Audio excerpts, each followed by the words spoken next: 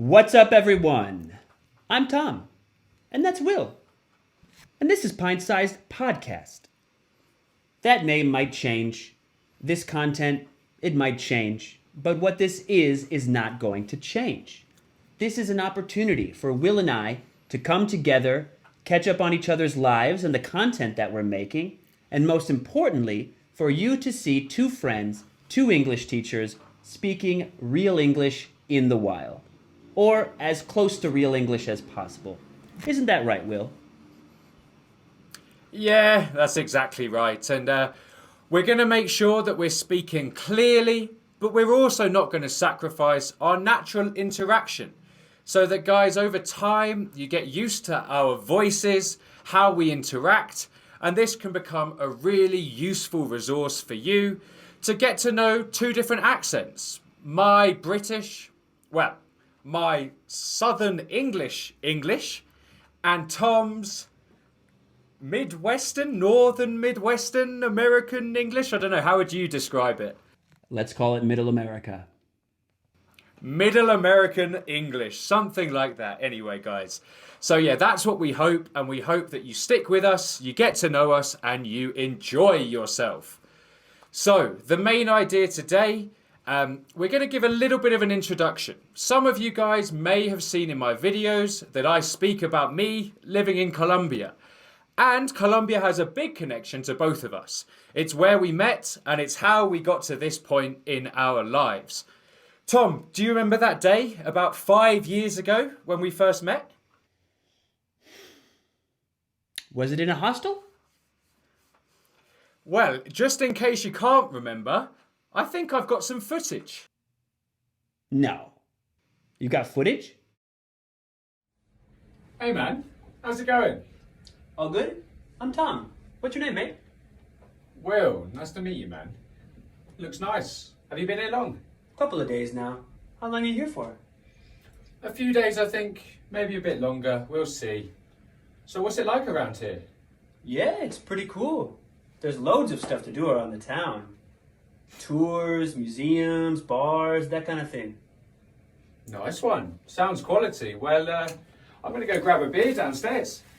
Do you fancy one? Go on then. Yeah, and I can tell you about all the cool stuff I've seen. Sweet. That'd be sick. Let's go. Exactly. That, guys, that's some real footage, more or less, of when we first met in a hostel here in Bogota. And since then, we've been through lots of different experiences together, and our lives have gone in some similar and some very different directions as well. But that's not the focus of the podcast today. That will need its own podcast, and that one I'm sure will be coming soon. So keep your eyes peeled if you want to learn more about us and our journeys. However, like we said, today we're going to be focusing on something else. But before we get into that, we've also got a few games that we're going to be playing. So you guys can interact with us, you can interact with the video, and you can see how well you do with some of these questions. So, I've got a name written down here, Tom. Know your roots. That's all I've got, and I don't know any more. So, do you want to tell us what this is and what we're going to be doing? Absolutely. So, let's start with roots. We know that roots are the parts of the plant that go into the ground. This is where things originate from, or to use a phrasal verb, to stem from. And knowing your roots, especially in the English language, can be quite interesting because the history of English is actually quite influenced by other cultures, namely French, Latin, and maybe some other ones along the way.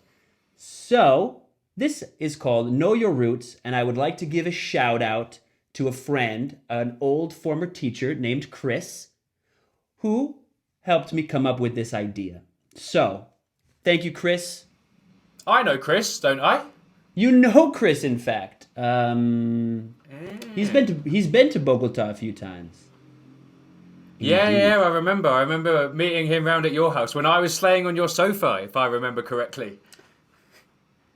That makes a lot of sense. I think he was on my sofa as well. Maybe on a different sofa. Yeah. We've all been there at some point in life.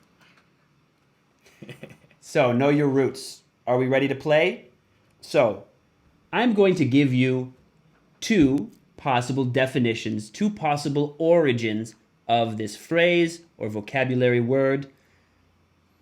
And I want you to choose the correct one. So be careful. I am trying to trick you. I am trying to get you to say the wrong answer. So just be careful.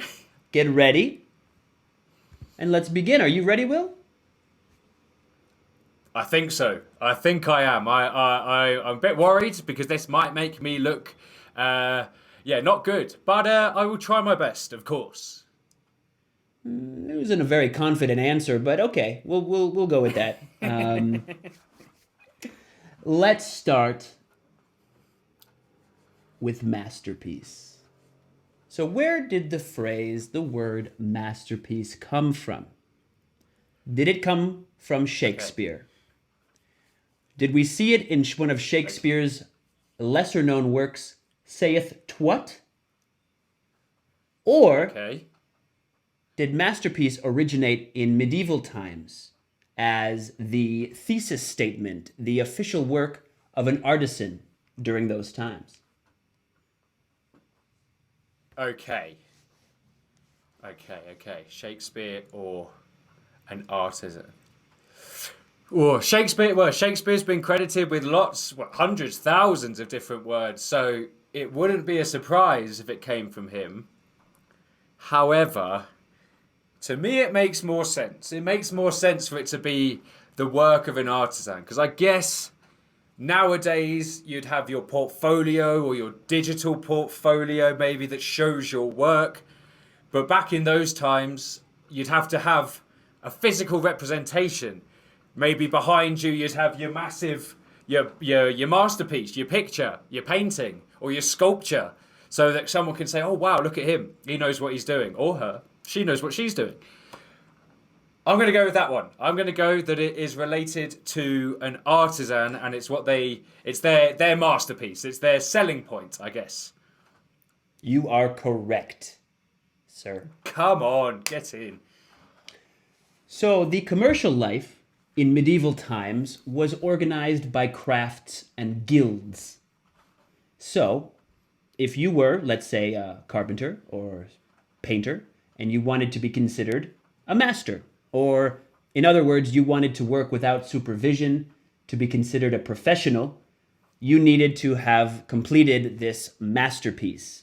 And once you did, you were in the big leagues. You were a top dog. Yeah. Okay. Yeah, I think I have a long history of playing things like Skyrim, Oblivion, RuneScape back in the day. So yeah, the guild connection and stuff like that. That makes sense to me. I can understand that. So I should have been more confident. Hold that thought about RuneScape. I have something to talk about. It won't be in today's episode, but it will be in a future episode for sure. Okay. Intriguing. Okay, that's one out of one. I'm smashing it. Go on, give me your best shot. What have you got? You're doing much better than I expected, and I'm not happy about it. So, let's see how we do for round 2. Come on then, let's go. All right, Will. Candidate. Where does candidate come from? Does it come from a word that meant one who is truthful and open, one who wears white, or one who glows or shines? Now, let me specify. This is the ancestor of the word candidate. So it's not candidate itself, it's where it comes from. Okay, so let's think about this then. So, the first one, open, honest, things like that. That makes sense because of the word candid.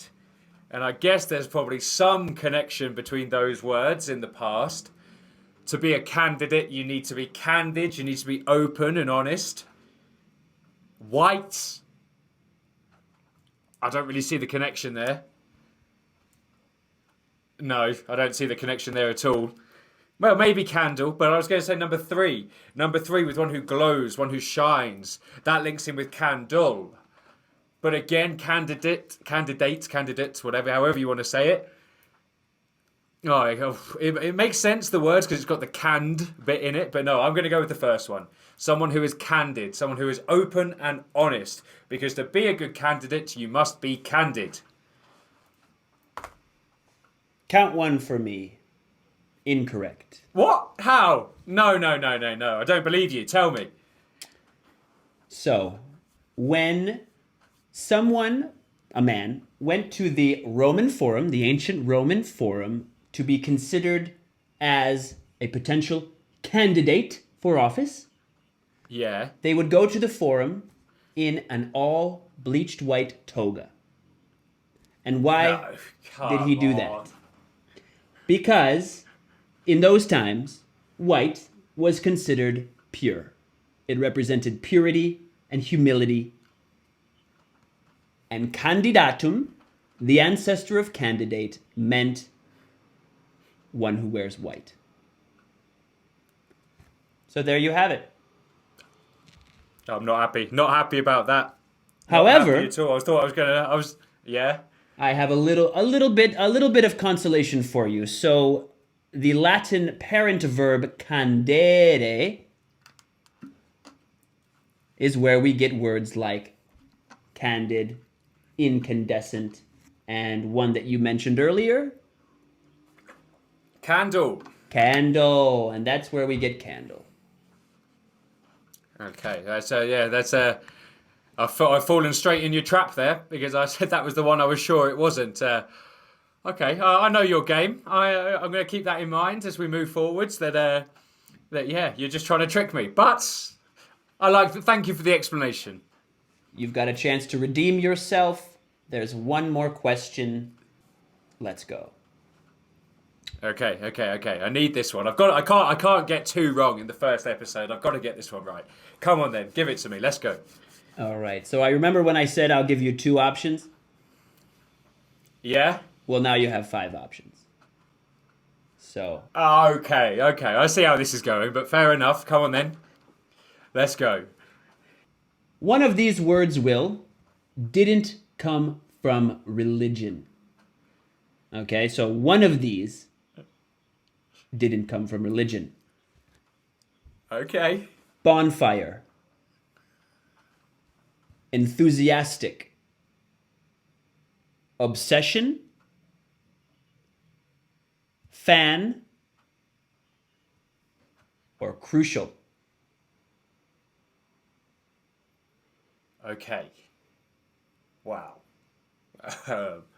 So, I'm going to say fan, I guess, has probably got something to do with disciples, people following someone, people following, whether it's, well, whoever depending on the religion, the religious figure, I guess they would be following, they would be fans. Bonfires, people used to burn witches, I guess. So I'm going to say that probably yes. Enthusiastic. Obsession as well. I guess that one's probably got something to do with, obsession's probably got something to do with people following people, being obsessed by them. And what was the final option? Crucial. Oh, okay. Crucial or enthusiastic? Oh, I don't know. I'm going to take a wild guess, and I'm hoping I'm guessing correctly. This is a hard question. Guys, if you can get this, you're doing better than me. Enthusiastic. Let's go with that. I'm sorry, dog, that is not correct. And Will, you are also not correct. It is obsession. Obsession. Obsession. Believe it or not. Oh, okay. That was the one That was one of the ones I was made convinced up. about. Wow. Okay, that was one of the ones that I was more sure about. But can you tell me why? Why obsession? Yeah. Any idea where obsession comes from, or have you just pulled a word out of your head? I completely pulled it out of my head. I said, okay, what is a word that could easily just slide right into these and confuse you? And it worked. Well, it It did. It did confuse me. Okay, well, that's your homework for next video. I want to know where the word obsession comes from. Do you want me to look it up right now? Yeah. Let's do it. All right, let's look at the origin, the roots. Okay, take a guess. Greek or Latin? Obsession. Greek. Oh. That doesn't count as a point either. No. Bonus point. Okay. Action of besieging. From French obsession and directly from Latin obsessionem, which means a blockade, a blocking up. Wow. Okay. That's We're going to have to do a interesting. little bit more research into that. That sounds interesting. Yeah. We were just talking about siege versus besiege, were we not? We were indeed, and wow. Okay, we're gonna with this. We can have a look at this. We can outside of this. We can have a little look, and maybe we can bring some more information because that sounds very interesting. History is interesting, folks. Follow us for more. You might see some things and learn some Yeah. things. You'll definitely see some things, that's for sure. And don't, since we're talking about it, don't forget to press the like button and subscribe. Oh yeah, that as well. It helps us out, guys, and hopefully over time we won't need to say it. But for now, please, it would help us out. So is that the end of Know Your Roots? Have I failed? One from three. You have 1 from 3, and I was going to give you a bonus piece of information if you got 2 out of 3 or more. But I'm feeling generous today. I don't know about you guys, but should we tell him a little bit more about this candidatum? Please. I love learning. Please tell me. Well, thank you for that. I also love learning. So, ambition. Will, do you have any idea where ambition originates from? If it's something to do with candidate, I guess it's the ambition of the person who wore white to become whatever you were back in those days, the equivalent of president, prime minister. That is very astute and absolutely correct. So, the ambition of someone running for office, the man in the all-white toga, going to the forum, declaring them a candidate for office, that was ambitionem. And I've got to say, sorry to interrupt. I'm loving your pronunciation of these words. I've got no idea whether it's correct or not, but I'm liking it. It's very nice. I don't Maybe know someone either. out there To be can tell honest, us how to do it. I'm pretty confident with the Latin, but anything outside of Latin, I'm going to work on that. So, well, I really enjoyed that. Guys, I hope you did as well. We will continue to play this game. I'm sure Tom has lots and lots of different ways he can trick me, and I'm going to try my best to not be fooled by his dirty tricks. And hopefully one of these days I'll get 3 out of 3. But, so, as I mentioned before, the main idea of what we're doing today, the main point of this video, I guess. Both of us have now got some videos up on the channel, and these are our starting point, really. We're both starting series that we're going to be developing over the coming days, weeks, months, years. Who knows? Who knows how long this will go on for? They're both series that could continue for a long, long, long time. Tom, I'll let you introduce your one first, the name of which is Essential Phrasal Verbs. Tell us, why have you chosen this, and what's the main idea? What are you hoping to give people through these videos? Well, if you are a learner of English, you know how integral phrasal verbs are in our daily speech. It is a topic that can leave many frustrated, including the teachers. You know, it's not always easy to teach this topic, but it is so important. And as a tutor, as a teacher, we always are finding ways to deliver the content to make it easier to understand. And our entire philosophy is that we are going to give you the tools to use these phrases, to conceptualize them, to make images, to use them so that next time you are prepared. And I think we can both agree, grammar and phrasal verbs are two core, essential topics for any English learner to master. So we're going to start here and keep going. We might never stop. Phrasal verbs are everywhere. So we're going to start here and see where we can go, but don't forget, always be using them. Always think of ways to write sentences, to use them in your real life, because that's how you will be prepared for your next English-speaking moment. That's exactly right. And yeah, I love what you say there, Tom, the conceptualization of all of these ideas. We've both been through language learning journeys ourselves, myself with Spanish, and I know you've done Spanish, Portuguese, and a bit of Russian, if I'm not mistaken as well. And definitely for me, one of the things I used to do when I was taking the bus to go to classes, well, I was speaking inside my head. It's a little bit weird, but it's a good way to pass time and imagining situations. Well, if this happened, what would I say? And getting those phrasal verbs in there, thinking of ways you can use them, is how you're really going to learn them, I think. So yeah, I look forward to it. How are you starting the series? What are the first videos that people are going to see? Well, there is one video out that is actually the first video I ever produced about the phrasal verbs ask out and ask over. Now, Are these essential? I would say that they're essential. I probably wouldn't start with them again, but guess what? They're top of the list. A. So it's a good start. Yeah. After that, we're going to start with essential phrasal verbs. And it personally was a little bit difficult to decide what is essential and what's not essential or less essential. But we're going to start from the beginning.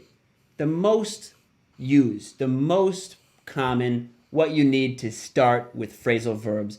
And in the future, we're going to start using more advanced phrasal verbs, incorporating them into our other videos so that you can see as many phrasal verbs as possible. But if it seems a little bit too easy, bear with us. We're going to make some content for our more advanced students and make sure that everyone can follow along.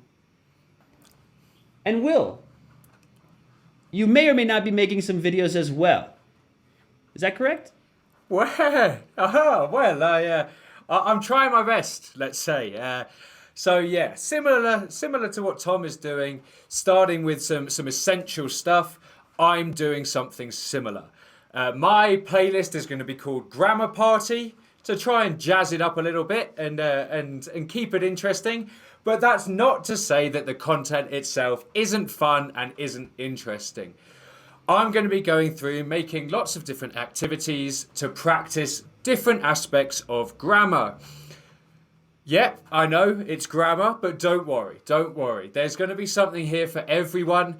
Everything is going to be, video based, and it's an opportunity for you guys to either review stuff that you should already know, or to use these as a tool to help further your English learning. So yeah, the first ones that are going to be up on the channel, well, should be up on the channel by now, focusing on question words and my routine, present simple.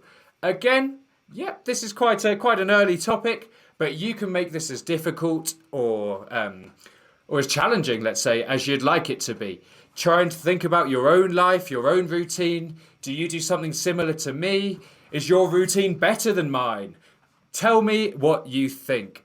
These are things that I'll be using in class, but it's also an opportunity for anyone who wants to interact and do a little bit of practice. So yeah, keep an eye out for more and more topics and more activities. And by engaging with this, you should be reinforcing things that you're doing in class or things that you did a long time ago. So yeah, that's pretty much what I'm doing. And by interacting with both of our videos, hopefully you're getting more and more useful content to help you on your journey. That's it, Tom. Anything else you want to say about your videos? Or should we get into the second game?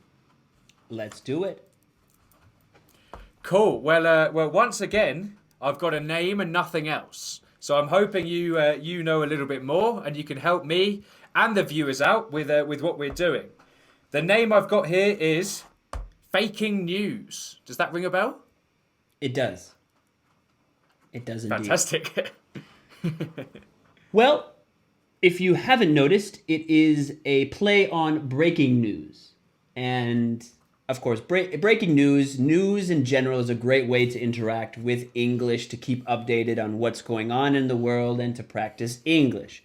We're going to do a little spin on this, and we're going to give you some faking news.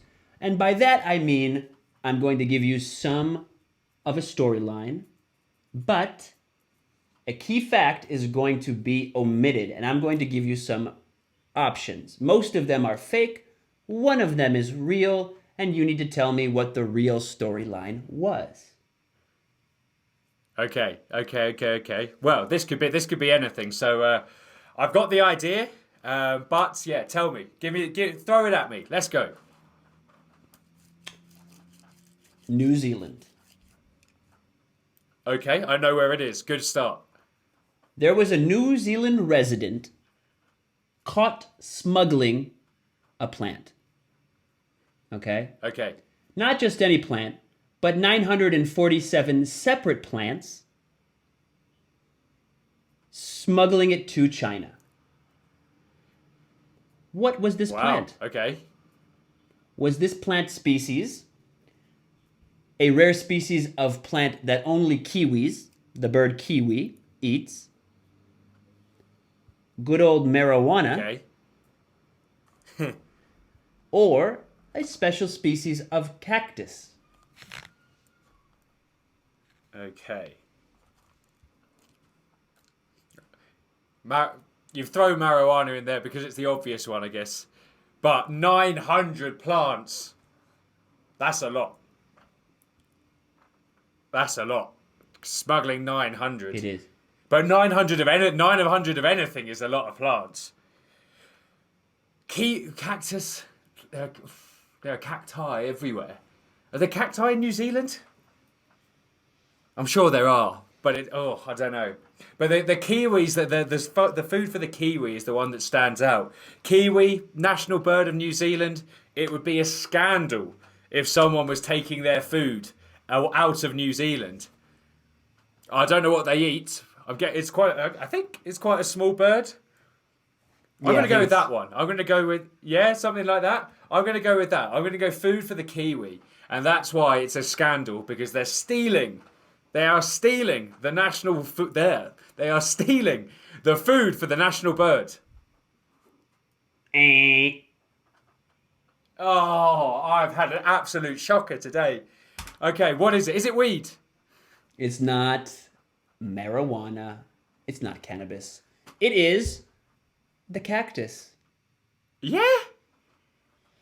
So, this woman, this alleged, she clearly did try to smuggle this, but she's a 38-year-old woman, resident of New Zealand, and she was caught twice, 2 separate times, trying to smuggle this cactus. Wow. So it must be pretty valuable. If you... Yeah. Well, we'll put a picture of this up on the screen, so guys, you can see what it was, because that's a shock. What? You'll have to send me the article afterwards, and maybe we can leave a link down in the description below in case anyone wants to do any further research, because I would have never got... These questions are difficult. I'm going to have to do some reading and some research before the next one, because you are doing me in, and I want to win. I want to win one day. So, wow. That's very interesting. But I'm not happy that I've lost both games. Next time I'm winning 100%. Well, you know what? We'll make sure to put the links in the comments. They're very interesting stories, and it's another opportunity for you to practice your English. So. Yeah. I might use it in class myself. So thank you for introducing me to the story. I will do some more research, and I can pick it apart in class. But That's pretty much it for today, guys. I don't think we've got anything else we need to say. Tom, anything that's coming to mind? No, not off the top of my head. There you go, guys. I hope you've enjoyed the first podcast. Keep your eyes peeled for the second one. Keep your eyes peeled for all of the videos that are appearing on the channel. Until next time, that's it from me. Don't go smuggling cactus now. That as well. Well, yeah. We'll see you later, guys. Have a good one. Bye. Later.